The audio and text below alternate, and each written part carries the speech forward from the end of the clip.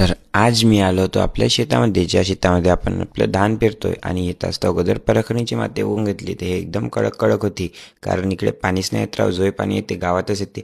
आणि आपल्या बांध्यामध्ये खूप कचरं होतं, कारण आपल्या बांध्यामध्ये चिरटच नव्हता झाला. मग काय, मी मस्त मोसमची मजा घेत होतो, मस्त हवा घेत होतो. तेवढ्यातच मम्मी म्हणते की हे सर्व काट्या दुऱ्यावर नेऊन फेक. मग काय म्हटलं, 2 मिनिटाचं तर काम आहे. 2 मिनिटात काम खतम केलं. तेवढ्यातच तर भरपूर आबाळ झालं. म्हटलं आता किती पाणी येते तर राव माहीत नाही. मम्मीला म्हटलं जल्दी जल्दी काम करून घे. मम्मी परखणीमधल्या कचरा काढत होती, तर मी म्हटलं तेवढ्यामध्ये मी आपलं काम करून घेते.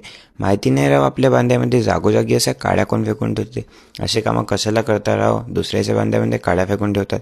आणि आपल्याला हेच काम दिलं होतं की पूर्ण काड्या उचलायच्या आणि त्या सर्व एका जागी जमा करून द्यायच्या.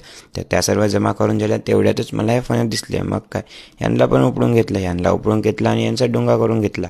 आता तर याला इस्त्याच्या वाऱ्या करायचं होतं, पण माचीसच नाही आणली. तेवढ्यातच गरम फोन आला, तू जल्दी घरी ये.